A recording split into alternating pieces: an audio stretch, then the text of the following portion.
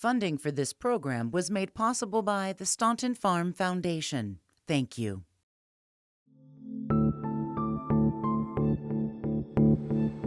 I was hearing voices that were saying disturbing things. I was wandering the streets in the wee hours of the night. It feels as though there's someone else inside my mind. You're just so lost. The voices tell me that if you slit your wrist, everything will fix itself. Psychosis can strike hard, and almost always it strikes people in the prime of their young lives. On top of all the pressures of adolescence and high school that everybody deals with, you're also asking yourself, did I just hear that? Was that guy following me all this time? Are those voices really coming from the walls? I was just terrified. I had no idea what to do. And all too often, young people with psychosis leave school or work only to begin an unfortunate lifelong journey. My son has been trapped in the revolving door of occasional hospitalization, frequent incarceration, and chronic homelessness, which has trapped so many people with psychosis. And we need to change that. That change is happening now with a new focus on what's called first episode psychosis. It's a program for adolescents and young adults who are experiencing their first symptoms of a psychotic episode. And then what's something that could be better for you? In first episode programs, families and medical teams work together when the troubling signs first appear, keeping loved ones in school, at work, making sure promising lives are not derailed. The proper treatment has everything to do with quality of life going forward. There's new hope here too in this Pittsburgh lab where researchers explore young brains. There you go. We're trying to develop tests that will tell us who is going to be psychotic. Uncovering and confronting the mysteries of early psychosis, so that we could find out ways to eradicate the disorder before psychosis emerges. We have to act before stage 4. People end up reaching a crisis point. We need to act on mental illnesses the same way we act on every other chronic disease in America. That's before stage 4.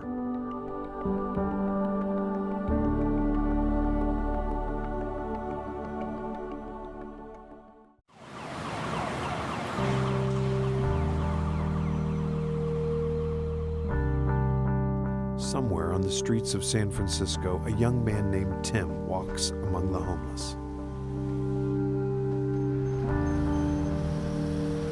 While in this boardroom, overlooking our nation's capital, his father watches the horizon and wonders. I'd walk those streets looking at homeless people. I'd walk those parks. I'd walked along that beach there where I knew he hung out, and I'd never been able to find him there.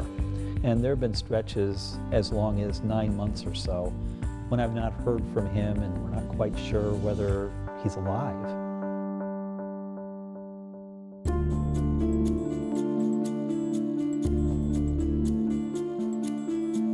The Johnfridos adopted Tim as an infant in 1985. Look at the baby. Tim was a great kid. Everybody loved him. He was soon a big brother. I got you. He was cuddly. 4 kids, all adopted, with Tim the center of attention, full of spark. He was energetic. He really was just a joy.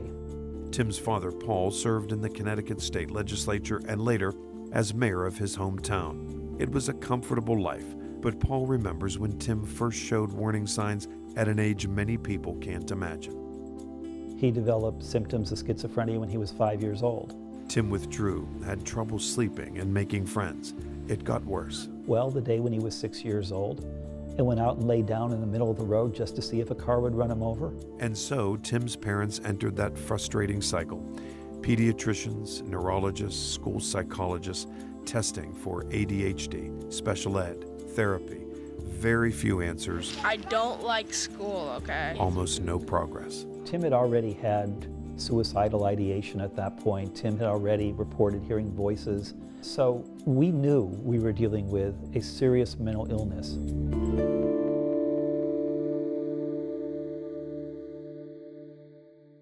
Tim on his first day in 4th grade. Give us a smile, Tim. The teenage years brought bigger challenges. Like many students with psychosis, Tim couldn't follow the rules, and that meant suspensions, expulsions, hospitals, and jails.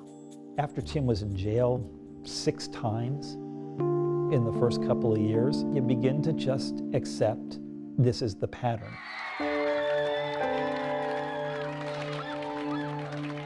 Looking back on his years as a legislator, Paul is reminded of decisions he and colleagues made, including a few that would eventually hurt his own family and others.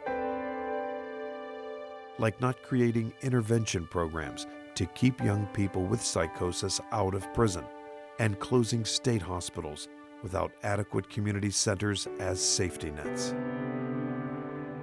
We didn't just close one kind of institution with locked wards called the state hospital.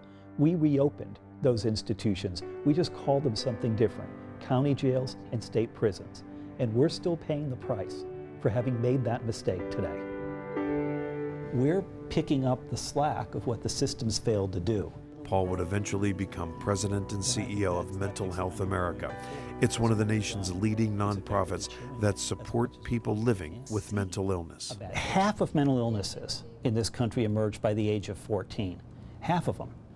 And yet, 10 years frequently pass before we diagnose and treat properly. That's one of the reasons Paul's team created a program called Before Stage 4, encouraging early treatment before the illness gets to an advanced stage. There's also this online screening.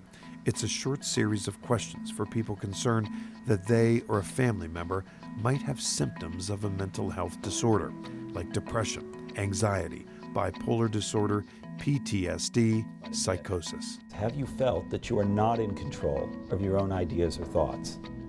Definitely.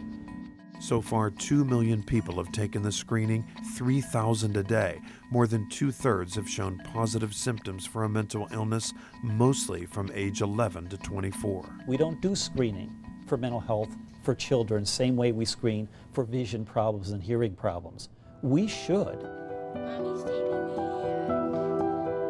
That kind of screening did not exist when Tim John Frito was a little boy. His official diagnosis of schizophrenia didn't come until he was 16. By then, Tim was nearly lost in his illness and just 2 years away from homelessness. So at 17, they're treated as children. Their parents are in on all the decisions. At 18, they're adults. How ready can they be to manage their diseases? And despite many efforts to find him a home or bring him home, Tim is often on the street. For too long in America, we have waited until people become a danger to themselves or others as a trigger to treatment. This has made mental health concerns and conditions the only chronic diseases in America that we wait until stage 4 to treat.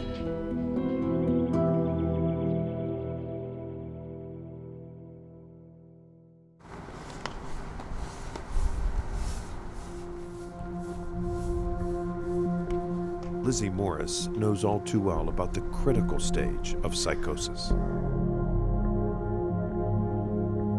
If my illness had been recognized early on, I feel like it would have prevented a lot of heartache.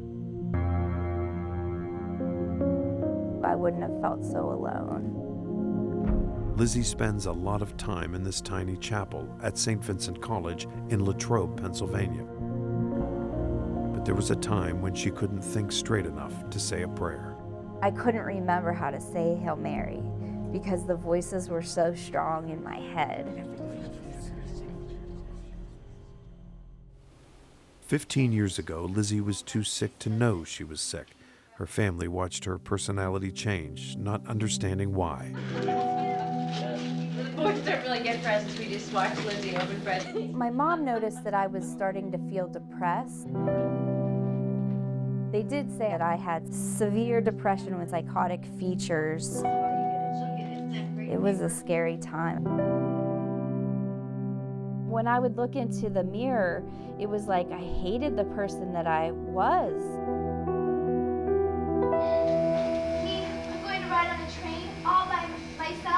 She'd been a very different person before, acting in high school, outgoing, talkative, friendly, inquisitive. Had fun running around with my brothers. There were no symptoms until she was 25, teaching school in Maryland. Also, what were they saying about all the things that were in Jim's cabin? Our relationship ended. My grandmother passed away. My brother went into the Marines, and it was a lot of upheaval for me. So here, the English major, you'd think she would know what this is. I didn't really understand the illness.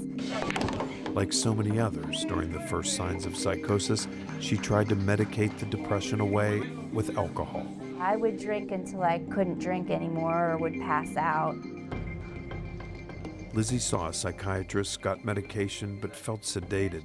The drinking continued. As a coping mechanism, like, well, I don't know what I'm gonna do about these voices, so I'm just gonna keep drinking. The illness was still overwhelming. It was a very uphill battle for me because I wanted to be getting married and doing things that my friends are doing, and here I was trying to manage this illness. And she wasn't managing well. Late at night, Lizzy started walking the streets of her neighborhood, confused, sitting on the porches of strangers. I thought that there were people out in the street that would be people I knew and that I could talk to them, but I could never find them. I thought I was bugged or someone was following me or that there were cameras. And at one point, I decided I was gonna singe my wrists with a car lighter. That's how much I hated myself.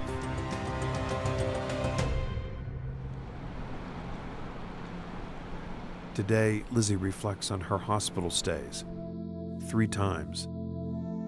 Times of pain. Times she'd like to have back. I wished I had known the warning signs earlier. It took 8 years. But the right combination of therapy, medicine, and family support turned the tide. Hi, David, how are you? Lizzy found work as a certified peer specialist, visiting and mentoring other people coping with mental illness. I wanted to work something that I actually felt like I had meaning doing. Nice, that's part of your vocational goal. I'm just glad I can help people that are struggling like myself to help them have better lives. Her clients might not know it, but when Lizzy is here, she always says a prayer for them. She's found peace here again, and when she's inside this chapel, her illness no longer follows. I love that little chapel. I believe many miracles happen just from those candles that are lit there. I have hope again, and I love my life.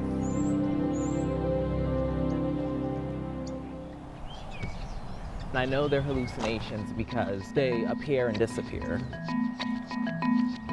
The olanzapine was making me tired. This isn't your typical therapy session. You're taking 5. But it's not unusual for Dr. Irene Herford. It's helped. Or Oberon Wackwitz, who's dealing with early psychosis. Their casual chats on the Penn campus are just one part of Dr. Herford's first episode psychosis program in Philadelphia. Getting people out of my office really opens people up, and it's so much less clinical, and they're able to tell me things that they didn't tell me when we were sitting face to face in my office. I haven't really been hearing any voices or anything. When I'm walking with Dr. Herford, I feel at peace, as the best I can describe it. The program is far more than a walk in the park. It's getting attention from the mental health community, and it's based on groundbreaking data from the National Institute of Mental Health. 400 people with early psychosis took part in a national study. Some got standard care, the rest entered a specialized program focused on 4 areas of treatment: individual therapy, personalizing their medication, educating their families, supporting them at school and work. Those in the program did much better, staying in treatment longer, showing improvement in their psychosis, doing better at school and work, enjoying a better quality of life. Dr. Herford uses a similar model in her program called PEACE. And that's what PEACE does. It really treats psychosis as an obstacle and not an illness, as something to be overcome and not something to redefine their lives. Just taking that hopeful, optimistic, non-stigmatizing approach probably makes the biggest difference. I think that this is sort of what the group is about, strengthening family dynamic. On this day, a family session, the young people in this room have felt depressed, anxious, paranoid, heard voices. Oberon is here, so is his mother. Oberon, what's something that's been going well for you? Studying for the test. His attitude and his outlook on life. He used to really not want to be here. He hated it. He hated life. I didn't know how to make that go away. Even as a child growing up in Philadelphia's inner city, Oberon remembers hearing voices and feeling depressed. From a very early age, I had very paranoid voices that I would hear in my head. And at first I was just like, well, it's a phase, you'll grow out of it. And you start to believe some of the things that you're hearing. More than Oberon's psychotic symptoms, his biggest obstacle has been poverty. Poverty is a big challenge for young people dealing with mental health issues. Poor schools are rarely equipped to recognize early signs of a student's psychosis, and there's poor access to treatment in general.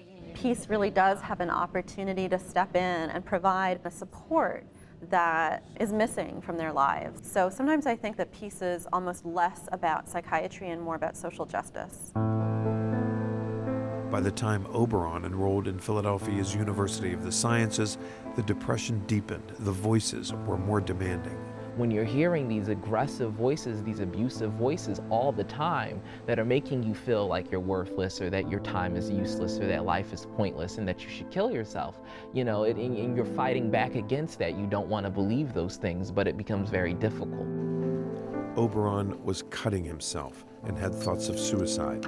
He signed himself into a hospital psychiatric ward. It was very scary, and so I went into survival mode. If I've been hospitalized on an inpatient psychiatric unit, well, I've, for the rest of my life, been a psych patient. And in adolescence particularly, where we're building that sense of identity, avoiding hospitalization is so critical. Oh, that's so neat. Oberon was referred to Dr. Herford and her peace program. I didn't really get to finish it, but it was close enough. Beautiful. With its art, music, and writing sessions, medication is monitored. One-on-one consultations are either in the peace building or wherever it works best. Oberon and many others noticed a remarkable change. We work very hard to help them to go back to work, go back to school, or even better, to stay at work and to stay in school. Today in the lab, I'm working on preparing a sample of graphite. Oberon is now closing in on a physics degree and working on campus as a lab assistant. Without the peace program, I'd probably be on academic probation, struggling with voices, and at the very worst, maybe dead because of suicide. Oberon is a really amazing spokesman for what it can be like to experience real and profound psychotic symptoms and still go on to have an incredibly productive life. I think he can see the light at the end of the tunnel now, whereas before there was no light. The peace program really has changed my life and saved my life. I'm still fighting my psychosis, but I'm very close to winning this battle. Blue skies and sun, but it's cold today in Pittsburgh. Well, the good news is it's already changing. I feel like I don't need to beat my drum quite as loudly as I used to because all over the country, these first episode psychosis programs are starting up. And Irene Herford's been asked to help. Today, she's driving to Pittsburgh, And I think young people love mindfulness. where Marcy Sturgeon-Rasevich is starting a first episode program at Family Services of Western Pennsylvania. One location, the town of Tarentum. So this is an old steel town. It used to be sort of a thriving place, and it is now vacant to some degree, and so access to behavioral health supports is very limited. I'm excited to show her this place that we are and how far we've come. This is our group room. Did you put the beam in? We did. I'm really impressed with this space that I'm in right now. This group room is really lovely. Dr. Herford meets some of Marcy's team, listens to concerns, and shares advice. If I can impart one thing, it's to approach care with hopefulness and energy and optimism from every member of the team. The staff, they were incredibly committed already, and they just seemed really excited about starting, and that was the best part. Through federal funding, Pennsylvania is adding several early psychosis programs across the state. The new one serving Allegheny County is called Engage, and Marcy's team plans to do just that. We really want to do a great job at educating universities, high schools, boys and girls clubs. We know that there's young people out there that need our help, and we have new tools in our toolbox to be able to provide that help. We're going to apply electrodes above and below your eyes. How does that feel? Is that too tight? I'll have you wear these goggles that have a sensor on the side. There you go. So this is what you'll be using to respond. All right, you good to go? We do research into psychiatric disorders, in particular psychosis. Even at the very first episode of psychosis, about 70% will report auditory verbal hallucinations. Let's see if we can find a good average. So even very early in the disease course, we know that the auditory system has abnormalities in it. Someday, thousands of people might stand a better chance against psychosis and schizophrenia because of what's happening in this lab. Muscle activity looks good. This testing is at the cutting edge of brain imaging. Looks like a healthy, large response. Here, dozens of young adults, teens, and adolescents are taking part in brain studies at the University of Pittsburgh Medical Center. Can we have you look left to right with just your eyes? Dean Salisbury's team is watching for malfunctions in the brain, and they're not looking for what's causing psychosis, but rather signs of who's likely to get it. Someone who's hearing voices would have a much smaller response. The researchers are sending sounds to the brain to see how it reacts. Each time the tone's played, we get a very specific kind of activity that's related just to the processing of that sound in the brain as it goes from the ear into the auditory cortex. The team studied the brains of people with and without early signs of schizophrenia. The healthy brains responded actively to sounds, but not the brains of people experiencing early psychosis. We see widespread activity in the healthy brain and auditory cortex and frontal lobe, and much less activity in the brain of someone at a first episode of psychosis. It persists for a long time in temporal and frontal lobes, in a healthy brain, but not in a brain of someone at first episode of schizophrenia. That means the sensory part of the brain controlling the perception of sound has a disconnect with the frontal lobe of the brain, which controls behavior. This could indicate a person who is easily distracted, unable to focus. Someday, a test like this could be used to screen children. Kids whose brains show that smaller response to sound could be watched more closely as they grow up. And they will get the early intervention and new kinds of treatment to try and prevent that psychosis from emerging. The team is also studying the loss of gray matter. People with early psychosis show signs of just that.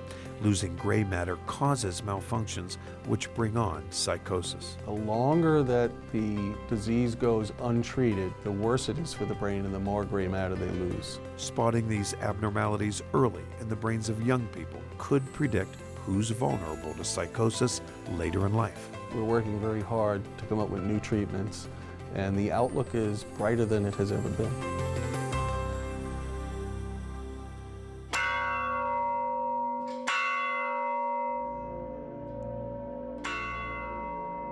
Back in the 1950s, the call went out for shackles and handcuffs that once restrained people at state asylums. They were melted down and forged into a giant bell of hope, which still rings out at the national headquarters of Mental Health America.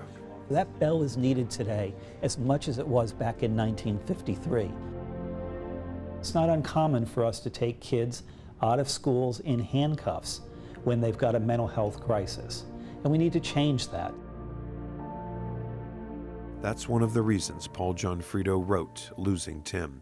It's the story of his child, the one who is not in this picture, the little boy who became a casualty to a system that wasn't always ready to confront and treat early psychosis.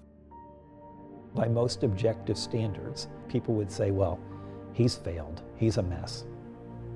no, society failed him, the system's a mess. But Tim is remarkably intact in spite of it. And so Paul Gianfrido and his wife make one more trip to San Francisco, and with the help of Tim's case manager, Paul is about to have a reunion with the 31-year-old son he hasn't seen in 4 years.